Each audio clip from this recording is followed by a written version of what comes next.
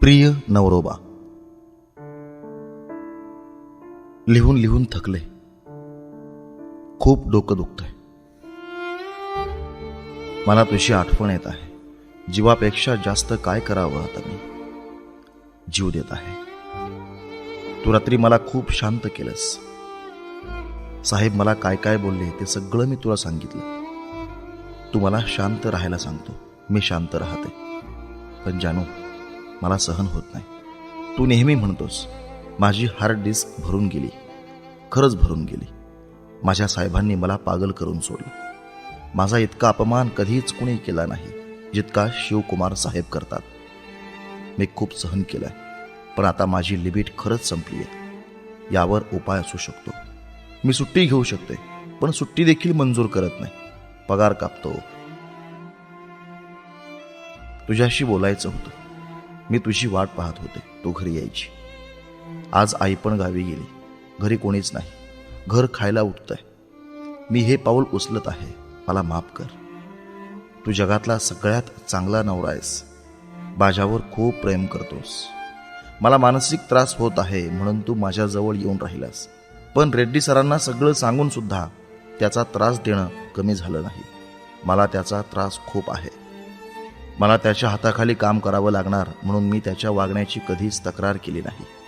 तुला वाटतं मी तुझ्यापेक्षा खूप मोठ्या पदावर जावं. त्यासाठी तू प्रयत्न पण करत आहेस. पण मी खोट्या प्रकरणांमध्ये इतक्या वाईट फसले आहे की मला बाहेर निघता येत नाही. मनीषा उईके तिच्या आयुष्यात कधीच सुखी होणार नाही. तिने माझं आयुष्य बर्बाद केलं. बाकी जाऊ दे. तू तुझी काळजी घे. तुझी म्हणजे तुझ्या पोटाची. बरं, खूप व्यायाम कर नेहमीसारखा. माझ्यासारखा आळशी नको. आईची व नितेशची काळजी घे. तूच सगळ्यांना सांभाळणार आहेस. मला माफ कर. मी आपल्या बाळाला गमावलं. आपला परिवार अजून पूर्ण नव्हता झाला. मला माफ कर. तुला लग्नात दिलेली सगळी वचनं अर्धवट सोडून मी जात आहे. आपल्या संसाराला नजर लागली. तू तुझ्यासाठी सेटिंग करायला सुरुवात कर. माझ्या बोलण्यानं मी तुला कधी दुखावलं असेल तर मला माफ कर.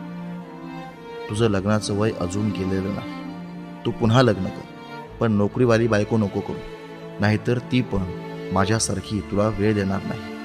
मी नेहमी म्हणते तू मला सोडून नको जाऊ, पण आज मी तुला सोडून जात आहे. माझ्या आत्महत्येला सर्वस्वी जबाबदार विनोद शिवकुमार, वनरक्षक, गुगामल, वन्यजीव विभाग, चिखलदरा यास धरावे.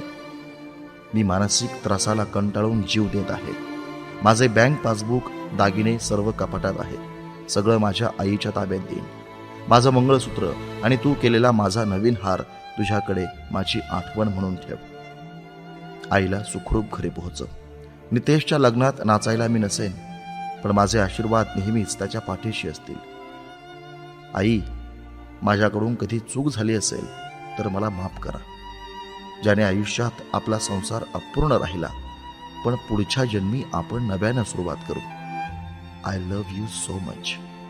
मला तुझ्या मिठीत राहायचं होतं कायम. आज सकाळी जाताना तुझी आणि माझी भेट झाली नाही. मला माफ कर. मी तुझी साथ सोडून जात आहे. माझ्यासाठी तू सगळं सहन केलं, पण मी कमी पडत आहे. माझी हार्ड डिस्क फुटत आहे. त्यामुळं मी हा निर्णय घेत आहे. मला माफ कर. माझ्या मृत्यूला सर्वस्वी जबाबदार माझा DSF शिवकुमार आहे. दीपाली चव्हाण.